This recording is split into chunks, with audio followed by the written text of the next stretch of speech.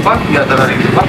Kegiatan kita pagi ini melakukan pendidik. Arsa brosur apa itu? Siap Bang, ini tentang penerimaan anggota Polri terpadu tahun 2026. Terdiri dari penerimaan Taruna Akpol, Bintara Polri, dan Tamtama Polri.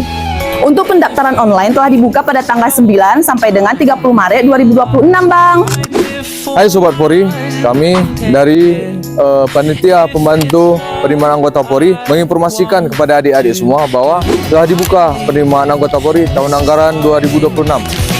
Pembukaan dibuka dari tanggal 9 sampai dengan tanggal 30 Maret 2026. Bagi adik-adik yang berminat langsung hadir, datang ke Polres Tengah atau bisa menghubungi website yang ada di bawah ini.